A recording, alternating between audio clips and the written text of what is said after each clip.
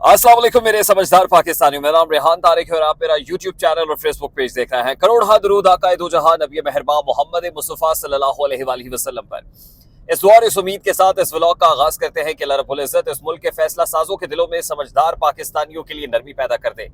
अब तक की सबसे बड़ी खबर, बानी चेयरमैन पीटीआई और साबिक वजीर आजम इमरान खान के लिए इस्लामाबाद हाई कोर्ट से आने वाला एक अच्छा, एक मस्बत और एक बड़ा फैसला है, जिसमें 190 मिलियन पाउंड केस में इमरान खान की दरखास्त जमानत मंजूर कर ली गई है। आज जस्टिस आमिर फारूक ने इस केस का फैसला लिखा और उसके बाद सुनाया। आज सुबह बताया गया था कि जस्टिस आमिर फारूक आज चेंबर वर्क करेंगे, आज वो किसी और केस की समाअत नहीं करेंगे। और उसकी बुनियादी वजह यह थी कि जस्टिस आमिर फारूक बतौर ऑथर जज इस केस का फैसला तहरीर कर रहे थे। ये केस दो रुकनी बेंच ने सुना, जिसमें जस्टिस आमिर फारूक और जस्टिस तारिक महमूद जहांगीरी शामिल थे और बड़ी तेज रफ्तार बुनियादों के ऊपर 190 मिलियन पाउंड केस का जो फैसला है वो सामने आ गया। और जो प्रोसिक्यूशन है वो अपना मुकदमा इसमें साबित नहीं कर पाई। इसका मतलब ये है कि अब 190 मिलियन पाउंड केस के अंदर कोई हर्डल नहीं है। ये पहला फैसला नहीं है जो इस्लामाबाद हाई कोर्ट से इमरान खान के लिए रिलीफ बन के आया हो, बल्कि एक तोशाखाना केस के अंदर भी, क्योंकि आपको पता है कि दो किस्म के केसेस हैं, एक तोशाखाना नैब केस है, एक तोशाखाना फौजदारी केस है। तो तोशाखाना केस में भी इमरान खान साहब की सजा मुअत्तल है। अब आप सोच रहे होंगे कि क्या दरखास्त जमानत मंजूर हो जाने के बाद इमरान खान साहब जो अडियाला जेल के मकीन है, क्या उनको रिहा कर दिया जाएगा? तो पिक्चर अभी बाकी है, क्योंकि दो बड़े इंपॉर्टेंट केसेस हैं। इंपॉर्टेंट क्या है? बेसलेस केसेस है जो इमरान खान फेस कर रहे हैं। एक साइफर केस है और दूसरा इद्दत में निकाह का केस है। साइफर केस में अभी जो हामिद शाह साहब हैं, जो प्रोसिक्यूटर है, वो अपने दलाइल जारी रखे हुए हैं और साइफर केस के अंदर लग यही रहा है कि इस्तगासा अपना केस साबित करने में बुरी तरह नाकाम हो रहा है। यानी साइफर केस का जो फैसला है वो भी नविश्ता दीवार है। इद्दत में निकाह केस में आज ही जज शाहरुख खरजमन साहब की अदालत के अंदर सलमान अकरम राजा साहब ने दलाइल दिए और दूसरी तरफ जो खाबर मोनिका की वकील है, वो बताया गया कि उनके माविन वकील आए और कहा कि वो बैरून मुल्क चले गए हैं। और अब उस केस के अंदर भी यकीनन वो तो जैसे सलमान अकरम राजा ने कहा कि वो जो दूसरी तरफ से खाबर मोनिका के वकील है वो अपने दलाइल मुकम्मल कर चुके हैं। तो शाहरुख खरजुमन साहब की अदालत में ये केस को 95% मुकम्मल हो गया है, यानी इस केस का फैसला भी आ जाना है। अब आप जरा सोचिए कि इस्टेब्लिशमेंट या इंटेलिजेंस एजेंसीज या मुक्तदरा या हुकूमत के हाथ पांव क्यों फूले हुए हैं, उनके सब्र का पैमाना क्यों लबरेज हो रहा है? यही वो वजह है कि 9 मई के जो मुल्जिमान हैं उनको रिलीफ भी मिल रहा है। जो एहतसाब अदालत के जजेस हैं वो थोक के हिसाब से जमानतें मंजूर कर रहे हैं, और क्यों ना करें, क्योंकि उसमें भी प्रोसिक्यूशन अपना केस साबित नहीं कर पा रही, कोई सब्सटेंशियल एविडेंस सामने नहीं रख पा रही है। आज ही रावलपिंडी की एहतसाब अदालत के अंदर जो जज एजाज आसिफ साहब हैं, उनके सामने 500 लोगों के मुकदमात जो है वो जमानत की सूरत में मौजूद थे और उनमें से 20 लोग इंक्लूडिंग शबली फराज, इंक्लूडिंग जरताज गुल, उनकी जमानतें मंजूर कर ली गई हैं।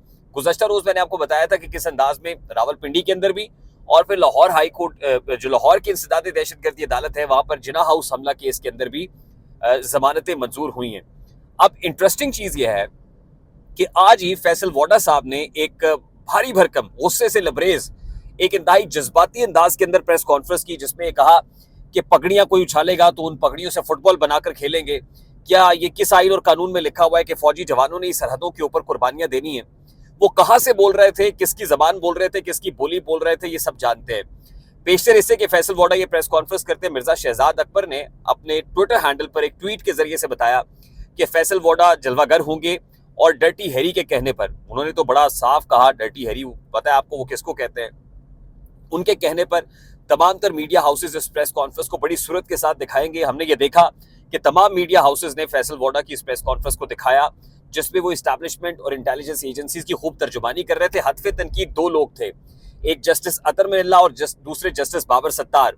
और आपने देखा होगा ना कि जस्टिस अतर मिनल्ला ने 2 रोज पहले भी सुप्रीम कोर्ट ऑफ पाकिस्तान का जो पर्टिकुलरली ये गुज़श्ता रोज की बात है, सुप्रीम कोर्ट ऑफ पाकिस्तान में उनका एक्सचेंज ऑफ वर्ड हुआ था जस्टिस काजी फायज ईसा से, और नैब की जो तरामीम को चैलेंज किया हुआ है इमरान खान साहब की तरफ से, तो उसमें जस्टिस अतर मिनल्ला का मौक़िफ़ ये था कि इमरान खान क्योंकि फरीक है इस केस में, तो इमरान खान को अदालत में पेश किया जाए। उस पर जस्टिस काजी फायज ईसा ने कहा कि इस पर हमें मुशावरत करनी चाहिए। मुशावरत हुई, मुशावरत के बाद जब जजेस सामने आए वक्फे के बाद, तो फिर सुप्रीम कोर्ट ऑफ पाकिस्तान ने यह फैसला सुनाया कि और अटॉर्नी जनरल को बाउंड किया कि इमरान खान को अडियाला से वीडियो लिंक के जरिए से पेश किया जाए। अब ताज़ा तरीन सूरत हाल यह है कि अडयाला जेल में सुपरिटेंडेंट अडयाला जेल ने आज ही नासिर जावेद राना साहब को, जो एहतसाब अदालत के जज, उनको खत लिखा था और उसमें कहा था कि सिक्योरिटी हाई अलर्ट है, इमरान खान साहब की और दीगर जो कैदी उनकी जान को खतरा है। 15 मई की रात 12 बजे तक मुलाकातों पर पाबंदी आयद कर दी गई है। हमारी इतलात के मुताबिक इमरान खान की सिक्योरिटी पर मामूर गार्ड्स को भी चेंज कर दिया गया है और हमारी इतलात के मुताबिक इंटरनेट सर्विस भी मुअत्तल रखी जाएगी। और अगर इंटरनेट सर्विस मुअत्तल होती है तो जाहिर है फिर इमरान खान को वीडियो लिंक के जरिए से पेश करना तो प्रैक्टिकली पॉसिबल नहीं होगा। तो ये सारे हथकंडे इस्तेमाल किए जा रहे हैं ताकि इमरान खान का जो वीडियो लिंक के ऊपर उनकी जो प्रेजेंस है वो भी नाकाम बनाई जा सके। तो फिर आप देख सकते हैं कि ये कैसे मुमकिन हो पाएगा कि सुप्रीम कोर्ट ऑफ पाकिस्तान के फैसले पर अमल दरामद हो सके। वफाकी हुकूमत सुप्रीम कोर्ट ऑफ पाकिस्तान के फैसले पर अमल दरामद कराने में संजीदा दिखाई नहीं दे रही है और शामत आई हुई है उन जजेस की जो इस वक्त रिमार्क्स दे रहे हैं या इस वक्त इस्टेब्लिशमेंट की मर्जी या मंशा के बरखिलाफ बात कर रहे हैं। उसमें जस्टिस बाबर सत्तार शामिल है, उसमें जस्टिस अतर मिनल्ला शामिल है और कुछ और जजेस जिन्होंने खत भी लिखा था। तो आज ही जस्टिस काजी फाइज ईसा के साथ मौजूद जो जस्टिस अतर मिनल्ला हैं, आज फैसल वार्डा ने अपनी प्रेस कॉन्फ्रेंस में सबसे पहले जस्टिस अतर मिनल्ला से शुरू किया, उस खत को डिमांड किया जो खत लिखा गया बकौल उनके कि जिसमें जस्टिस बाबर सत्तार के हवाले से इंफॉर्मेशन मांगी गई है। और हमारे जराये बताते हैं कि इस्लामाबाद हाई कोर्ट ने तो ऑलरेडी वो खत रद्दी की टोकरी में फेंक दिया है, ये कहकर के इस तरह के खत तो बहुत सारे आते रहते हैं, तो क्या हम इन खतों का जवाब देने पड़ेंगे तो अननेसेसरी इसमें पड़ जाएंगे, तो अननेसेसरी चीज़ों में पड़ेंगे जिससे अदालत का वक्त ज़ाया होगा। तो उस खत का जवाब तो मिलता हुआ नजर नहीं आ रहा। लेकिन उसके साथ ही भी हम देख रहे हैं कि तलाल चौधरी की प्रेस कॉन्फ्रेंस गुज़श्ता रोज़ ना सिर्फ ये कि अटॉर्नी जनरल की प्रेस कॉन्फ्रेंस थी बल्कि वफाकी वज़ीर कानून और वफाकी वज़ीर इत्तलात भी प्रेस कॉन्फ्रेंस के अंदर आए और उन्होंने भी बताया कि इस वक्त उससे तासुर मिला कि हुकूमत और मुक्तदरा या इस्टेब्लिशमेंट इस वक्त कितनी दिक्कत में है। तो अब पॉसिबल दिखाई नहीं दे रहा कि अदालतों में वो केसेस खड़े हो पाएं या they stand on their feet. अब वो केसेस रेत की दीवार बन के एक एक करके नीचे गिरते हुए महसूस हो रहे हैं और जैसे जैसे इन केसेस का फेट डिटर्मिन हो रहा है, नतीजे सामने आ रहे हैं, वैसे वैसे हुकूमत के और इस्टेब्लिशमेंट के हाथ पांव फूलते चले जा रहे हैं।